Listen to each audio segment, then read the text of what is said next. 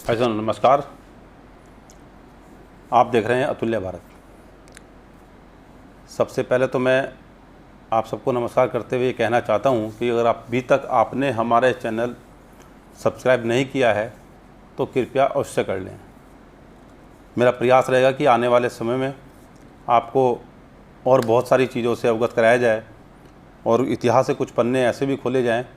जिसके बारे में बहुत सारी बातें, अफवाहें फैलाई जाती हैं या फैली हुई हैं, या कुछ ऐसा अनोखा हुआ हो जिसके बारे में हमें जानकारी ना मिलती हो। कुछ समय के बाद उस चीज़ों को शुरू करेंगे, इसलिए अधिक से अधिक लोगों तक नोटिफिकेशन पहुँचे उसके लिए मेरा निवेदन है कि आप सब्सक्राइब भी कर लें और जो बेल आइकन है वो भी दबा लें।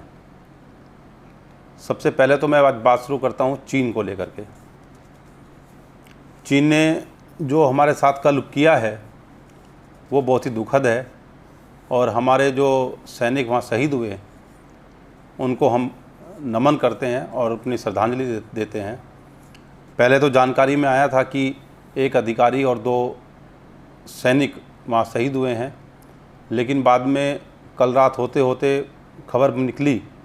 कि लगभग 20 के आसपास सैनिक और अधिकारी जो भी हैं हमारे वो शहीद हुए हैं, और ये हमारे लिए बहुत ही दुख का विषय है। आज जो परिस्थिति है पूरे विश्व में कोरोना को लेकर के, और जिस प्रकार से पूरा विश्व जिस आर्थिक परेशानी में फंसा हुआ है, ऐसी स्थिति में चीन जो माहौल पैदा कर रहा है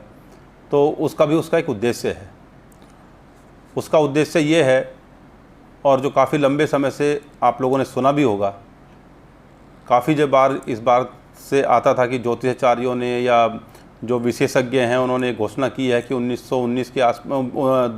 के आसपास तीसरा विश्व युद्ध होगा। उसका कारण था, उसका कारण यह है कि आज चीन जो है, चीन में बुजुर्ग लोगों की बहुतायत है, यानी कि वहाँ की जो जवानी है वो अब ढल चुकी है और वो एक बुज़ुर्ग होने की दिशा में अग्रसर है। और वहाँ पर वो आज स्थिति है जो एक मैन पावर होती है, उसमें जो एक ऊर्जा होती है उसकी कमी हो गई है। और भारत के साथ वो इसलिए भी लड़ना चाहता है क्योंकि अगर एनपीआर होता, हम कोरोना की वजह से एनपीआर नहीं हो पाया, एनपीआर होता तो 2021 में जो आंकड़े आते उसके हिसाब से भारत विश्व में सबसे जवान देश होता, यानी लगभग 64% जो आबादी होती वो 35 की उम्र के नीचे के युवा होते, और जिनको हम दिशा देते तो हम लोग आज स्थिति में होते कि हम विश्व में अपनी एक पहचान और संघर्ष करके हम अपनी जगह मुकाम बना सकते थे, आर्थिक रूप से सुदृढ़ हो सकते थे, मजबूत हो सकते थे। तो जो सुनने में आता था 2019 का, वो यही कारण था कि सबको एक आंकड़ा मालूम था 2019-20 के आसपास ये स्थिति आएगी। लेकिन कोरोना के आने से, कोविड-19 के आने से वो स्थितियाँ और बदल गई हैं, और वो एक इस प्रकार की स्थिति बन गई है कि आज चीन एक तो अपना जो उसका उम्र का पड़ाव है, जो उसके पास जो एक बहुत बड़ी जनसंख्या, और वो उस पड़ाव में आज की तारीख में आ गई है जिसमें हम 2050 तक पहुंचेंगे, वो आज उसके सामने खड़ी है। तो उसको वो अपनी जनसंख्या भी यूजलेस लग रही है, और ऊपर से कोविड-19 के आने से जो आर्थिक रूप से नुकसान उसको हुआ है वो भी उसको चिंता में डाल रहा है। अब ऐसी स्थिति ये हुई है कि उसको एक सबसे बड़ा इसमें जो नज़र आ रहा है उसमें कि अमेरिका भी इतनी अच्छी स्थिति में नहीं है। आज अमेरिका की स्थिति ये है कि वो तालिबान से समझौता करने के लिए इसलिए उतावला था पिछले दिनों तक, आज भी है, कि उसको अफ़गानिस्तान से अपने सैनिक निकालने हैं, उधर इराक से निकालने हैं, क्योंकि उसकी आर्थिक स्थिति इन सब को लेकर के बहुत ही ख़राब हो चुकी है। लेकिन इस विषय पर बात करेंगे। पहले आते हैं अपने चीन के और भारत के रिश्तों पर और भारत की वर्तमान स्थिति पर। तो एक तो स्थिति यह है कि जो हमारे परसों से लेकर कल तक जो शहीद हुए हैं, और ये शहीद गोली से नहीं हुए हैं, इनमें जो पत्थर और डंडों का इस्तेमाल हुआ है, ये सब वो घटनाएं हुई हैं और इसको में लेकर के वो शहीद हुए हैं। जैसा कि सभी लोग जानते हैं 1962 में भारत के साथ युद्ध हुआ था, और युद्ध होने के बाद हमारी स्थिति जो थी उस समय हम लोग उस युद्ध को हार गए थे, भारत की आज़ादी के बाद पहला युद्ध था जो एक अंतर्राष्ट्रीय इस प्रकार के देश से हो रहा था। छुटपुट घटनाएं यदि आप पाकिस्तान के साथ मानते थे तो वो उस समय 1947-50 तक लगभग बंद सी हो गई थी। तो ये हमारे साथ चीन ने 1962 में किया था। और जो सूत्रों के हिसाब से ये भी बताया जाता है अक्सर कि 1964 में जो नेहरू जी का देहांत हुआ तो उसका बहुत बड़ा कारण चीन था, क्योंकि चीन ने जिस प्रकार से भारत के साथ हाथ मिलाया था और उस समय एक नारा दिया गया था हिंदी चीनी भाई भाई, और उसके बाद नेहरू जी आश्वस्त थे कि पाकिस्तान से उनको कोई चिंता नहीं थी। उधर बाकी जो देश थे नेपाल, श्रीलंका, म्यांमार, बांग्लादेश, उधर बांग्लादेश उसमें पाकिस्तान का हिस्सा होता था, उसमें कोई दिक्कत नहीं थी। लेकिन जो दिक्कत थी वो सिर्फ चीन के साथ थी। तो चीन ने जिस प्रकार से उनके साथ सहयोग का हाथ बढ़ाया और उसके बाद पीछे से उनको पीठ में छुरा जो घोंपा था, उन्होंने जो इस प्रकार से युद्ध किया तो वो अंदर तक जो है नेहरू जी को हिला गया। उसका कारण ये था कि देश की आज़ादी के बाद 1952 में पहली बार आम चुनाव हुए थे। 1952 से पहले संविधान बनना और ये सब जो प्रक्रियाएं थी उसमें भारत उलझा हुआ था, आर्थिक रूप से बहुत मजबूत नहीं था। लेकिन 1952 से लेकर के और 1962 तक भारत ने बहुत सारी प्रगति भी कर ली थी। आर्थिक रूप से उसने अपने आप को इतना मजबूत कर लिया था कि वो एक भविष्य में आने वाला एक प्रतिस्पर्धी चीन को लगने लगा था कि यदि इसको अभी से नहीं दबाया गया तो आने वाले समय भारत एक महाशक्ति बन सकता है और मेरे पैरेलल खड़ा हो सकता है, मेरे बराबर में खड़ा हो सकता है। तो 1962 में उसने युद्ध किया। 1964 में नेहरू जी चले गए। लेकिन उसके बाद 1962 के बाद ऐसा नहीं है कि भारत के साथ उसका युद्ध नहीं हुआ है या भारत ने उसको शिकस्त नहीं दी है। 1967 में भारत के साथ उसका एक छोटा सा युद्ध हुआ और उसमें चीन ने अच्छी खासी शिकस्त पाई। और अच्छा शिकस्त पाने का कारण ये था कि लगभग 400 के आसपास उसके सैनिक मारे गए थे। 80 के आसपास भारत के सैनिक भी उसमें शहीद हुए थे। लेकिन बड़ी संख्या में चीन के सैनिक शहीद हुए और उनको पीछे हटना पड़ा और वहाँ पर जो घुसपैठ करने की उनकी तमन्ना थी, जो इच्छा थी, वो उसको नहीं कर पाए। और वो कारण था कि उनको उस समय सिक्किम पर कब्जा करना चाहते थे।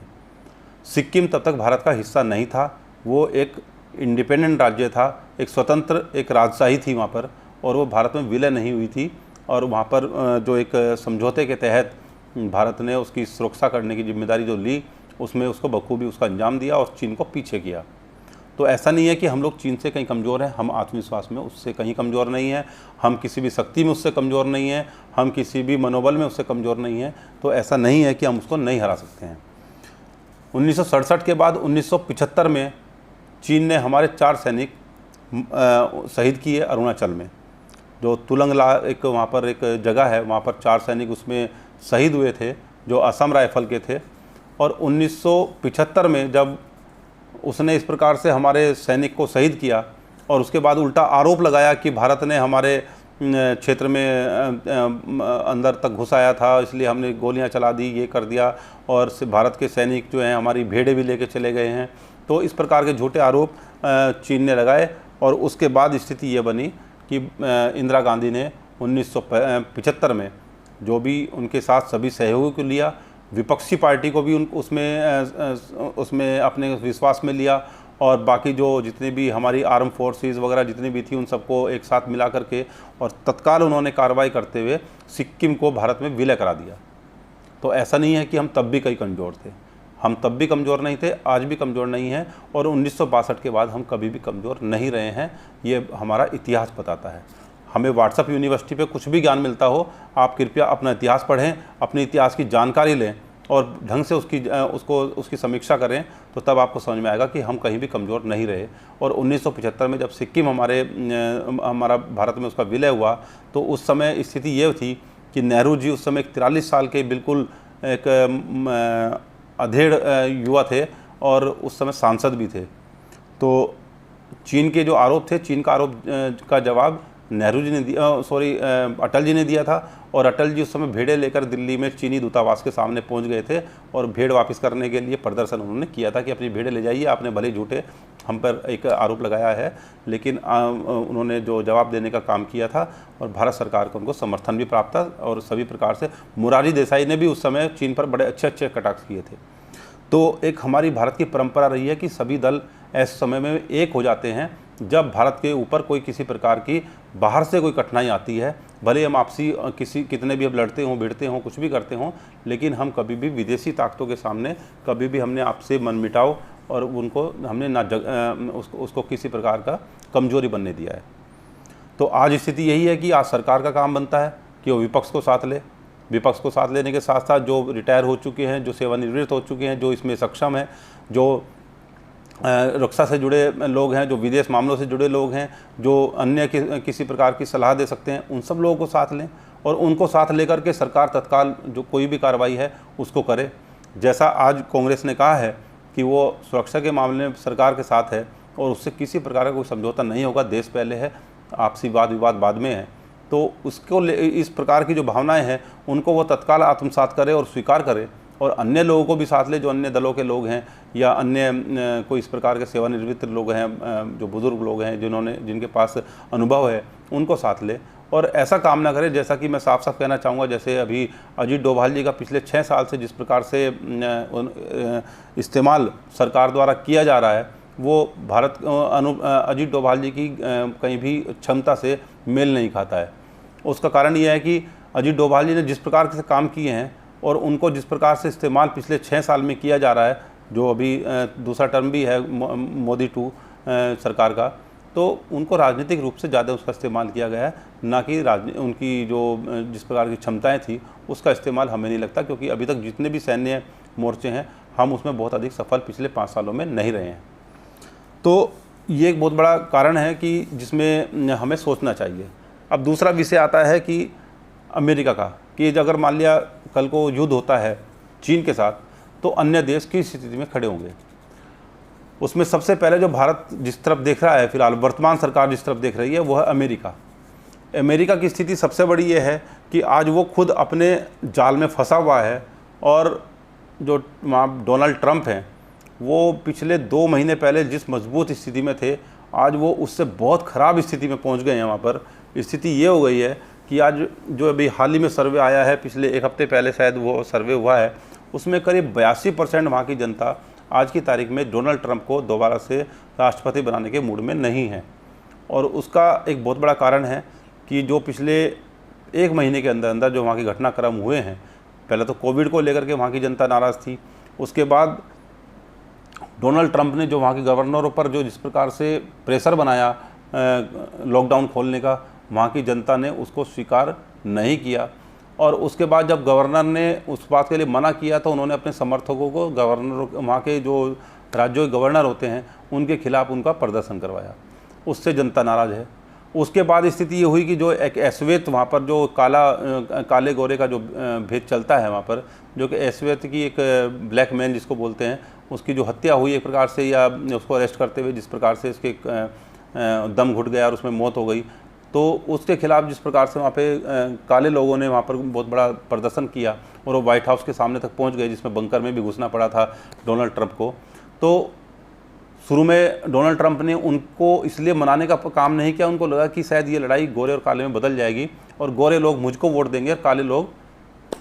दूसरी पार्टी को वोट देंगे। लेकिन आज स्थिति दूसरी हो गई है और वहाँ की इस बात का जनता का मैं धन्यवाद भी करना चाहता हूँ कि उन्होंने इस बहुत अच्छे से अपनी जो शिक्षा है और जो भी उनकी सोच समझ है उसका उन्होंने परिचय दिया, कि उन्होंने कहा है कि नहीं, जो डोनाल्ड ट्रंप हैं उनकी जो पिछले दिनों की जो कार्यप्रणाली रही है वो बहुत ही विरोधाभासी रही है। और जिस प्रकार से उन्होंने चर्च में भी जाकर के बाइबल हाथ में लेकर के राजनीतिक भाषण किया, उससे भी वहाँ के लोग नाराज़ हुए। और आज स्थिति यह है कि 82% में जो 82% जो अमेरिकन जो डोनाल्ड ट्रंप को वोट नहीं करना चाहते हैं, उसमें 54% जो जनसंख्या है वो उन गोरे लोगों की है जिसको डोनाल्ड ट्रंप अपना वोटर मानते थे।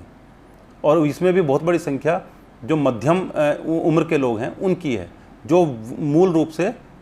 डोनाल्ड ट्रंप का वोटर रहा है। ये सब जानकारी मैं कल सुन रहा था और जो हमारे एक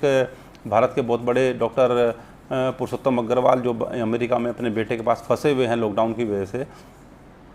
वो ऑनलाइन दे रहे थे किसी एक चर्चा में। तो मैं जब उनको कल सुना तो मुझे सुनकर के बड़ी ताज्जुब हुआ कि जो 2 महीने पहले डोनाल्ड ट्रंप इस बात को मान के चल रहे थे कि वो वापसी करेंगे, और बहुत सारे लोग इस बात को भी मानते थे जो विश्लेषक थे कि डोनाल्ड ट्रंप की वापसी होगी, लेकिन बहुत सारे ऐसे बयान डोनाल्ड ट्रंप ने दिए, काम किए, जिसकी वजह से वहाँ की जनता उनके विरोध में हो गई। एक बयान उन्होंने दिया था कि अगर मैं हार भी गया तो भी व्हाइट हाउस नहीं छोड़ूंगा। 3-4 दिन बाद जब उसका विरोध हुआ तो उन्होंने 3-4 दिन बाद जो उसके बयान को बोला कि तो मैं मजाक में बोल रहा था। तो एक राष्ट्रपति हैं, उनको इस प्रकार की बात नहीं करनी चाहिए। लेकिन वर्तमान स्थिति ये है कि हमारे साथ क्या होगा अगर वो चीन के साथ अगर लड़ाई होती है तो अमेरिका किस स्थिति में खड़ा हुआ है। अमेरिका की आर्थिक स्थिति बहुत अच्छी नहीं है, राजनीतिक स्थिति में बहुत बढ़िया मजबूत स्थिति में डोनाल्ड ट्रंप नहीं है, क्योंकि वो आज की तारीख में निर्णय उनके साथ वहाँ की जो आर्मी है वो उनके कहने में नहीं है। जैसा भी पिछले दिनों जब वो वहाँ के मेजर जनरल थे वहाँ के, उन्होंने साफ साफ बोला डोनाल्ड ट्रंप को कि आर्मी जो है वो आंतरिक मामलों में दखल देने के लिए नहीं है और इसमें हम लोग कुछ नहीं कर सकते। इसका मतलब सीधे सीधे ये है कि वो डोनाल्ड ट्रंप की बातों को, उनके निर्णयों को मानने को आज की तारीख में स्वीकार्य स्थिति में नहीं है। तो डोनाल्ड ट्रंप बहुत बड़ा आज की तारीख में कोई निर्णय लेने की स्थिति में नहीं है, जबकि उल्टा स्थिति यह है कि अफ़गानिस्तान से अपनी सेना निकालना चाहते हैं, उनके सैनिक वहाँ पर हैं और इसीलिए वो पिछले काफ़ी समय से अमेरिका पाकिस्तान को अपने साथ लेकर के घूम रहे थे अमेरिका, जिसमें कि रूस भी मध्यस्थता कर रहा था, पाकिस्तान भी मध्यस्थता कर रहा था तालिबानियों से, और वो जो मध्यस्थता थी वो सारी कोरोना के दौरान आकर के सब टूट फूट गई, छिन भिन्न हो गई। तो उसको वहाँ से भी निकालना है, इराक से अपने सैनिक निकालने हैं क्योंकि वो उन सबका खर्चा वहन नहीं कर पा रहा है। तो वो तीसरी जगह अगर भारत के साथ आकर के यहाँ उलझता है तो मुझे नहीं लगता कि वो बहुत बड़ी अच्छी स्थिति में है। तो भले ही उसने एक दबाव बनाने के लिए अपना युद्धपोत जो है वो चीनी समुद्र के बाहर पास ला के खड़ा किया हुआ है पिछले 2 महीने पहले से, लेकिन वो उसका जो ये सैनिक युद्धपोत है वो आते और जाते रहते हैं, लेकिन वो निर्णय मुझे ऐसा नहीं लगता है कि वो हो सकता है बाद में साथ दे, क्योंकि उसको लगता है कि अगर मान लिया चीन इतना प्रभावशाली हो गया एशिया में तो कल को वो चुनौती देगा अमेरिका को, तो हो सकता है इसको लेकर के वो भारत का साथ दे, लेकिन बहुत मजबूत इसलिए मुझे अमेरिका नहीं लगता है। दूसरी तरफ ऑस्ट्रेलिया है, जिसकी आज की तारीख में चीन से नहीं बन रही है। तो चीन से ना बनने के बावजूद भी लेकिन ऑस्ट्रेलिया अपने आंतरिक मामलों में इतना उलझा हुआ है कि वो भी उस स्थिति में नहीं है कि वो बहुत खुल करके साथ दे पाए। अगर वो भविष्य में इस प्रकार का कोई निर्णय लेता है जिसमें कि वो बहुत बड़ी इसको वर्ल्ड वार की स्थिति बनती है, ईश्वर ना करे उस स्थिति तक जाएँ, लेकिन अगर ऐसी बनती है और उसमें कोई वो साथ देता है तो ये बहुत अच्छा एक भारत के लिए हो सकता है। रूस भी उस स्थिति में नहीं है जिस स्थिति में पहले होता था। और दूसरी बात यह है कि पिछले कुछ समय से रूस और चीन के रिश्ते बहुत ख़राब नहीं हुए हैं, बल्कि उनके रिश्ते पहले से बेहतर हुए हैं, और वो चीन के साथ साथ वो उसकी रूस के रिश्ते पाकिस्तान से बेहतर हुए हैं। तो इसलिए वो हमारे लिए बहुत ही एक बहुत अच्छा विषय हमारे लिए नहीं है। साथ साथ है दक्षिण कोरिया। दक्षिण कोरिया भी स्थिति बहुत अच्छी नहीं है और वो युद्ध से बचने का काम बहुत लंबे समय से कर रहा है। और जापान की तो स्थिति सबको मालूम है कि वो भले ही कितना ही मजबूत स्थिति में अपने आप को पाता हो आर्थिक रूप से, लेकिन वो भी लड़ने की स्थिति में नहीं आता है। तो अब स्थिति क्या बनती है? अब स्थिति ये है कि भारत को ये निर्णय स्वयं लेना होगा और अपनी जनता के साथ मिलकर के लेना होगा, अपने विपक्ष के साथ मिलकर के लेना होगा, अपने आत्मविश्वास के साथ लेना होगा कि हमारी जो ज़मीन है जो जिस पे चीन आके बैठा है, या जो हमारे सैनिक है जिसको जो 2 दिन पहले शहीद हुए हैं, परसों शहीद हुए हैं, या एक छोटी सी घटना भी 9 मई को भी हुई थी जिसमें उसने हमारे सैनिकों के साथ कुछ मार पिटाई की थी, वो उसको टीवी मीडिया ने नहीं दिखाया, सरकार ने उस पर कोई ब्रीफिंग नहीं की। लेकिन इन सब घटनाओं को हमारे आत्मसम्मान से और हमारी जो भविष्य की जो हमारी रणनीति है उसको देखते हुए सरकार उस पर तत्काल निर्णय ले, तो ये बहुत ज़रूरी है। और ये निर्णय जो है इस सरकार को खुद लेने पड़ेंगे, ना कि किसी अंतर्राष्ट्रीय स्तर की किसी दबाव का को तैयार करे या किसी प्रकार की ऐसी कूटनीतिक रणनीति तैयार करे, क्योंकि आखिर में जो चीन जिस प्रकार से घटना कर चुका है उससे हमारा आत्मविश्वास और हमारा मनोबल खराब होगा। तो आने वाले समय के लिए भी, जिससे कि चीन भविष्य में हमारे ऊपर इस प्रकार का अटैक नहीं कर पाए, क्योंकि हमने आज तक चीन को हराया है सिर्फ 1962 में, और वो उसने धोखे से हमारे साथ लड़ाई लड़ी थी, वरना उसके बाद से आज तक चीन ने हमारे सामने हमेशा कमज़ोर रहा है। हम भले ही ये मान के चलें चीन बहुत ताकतवर है, चीन ने ब्रांडिंग की है अपनी, लेकिन चीन बहुत ताकतवर नहीं रहा है। इस बात को सरकार को भी समझना चाहिए, आम आदमी को समझना पड़ेगा। जो सामरिक स्थिति है उसमें भी हम लोग उससे बहुत आगे हो सकते हैं अगर हम उसको बहुत अच्छे रणनीतिक रूप से लड़ाई लड़ते हैं। तो मेरा तो ऐसा ही मानना है कि देश की जो स्वाभिमान और देश की जो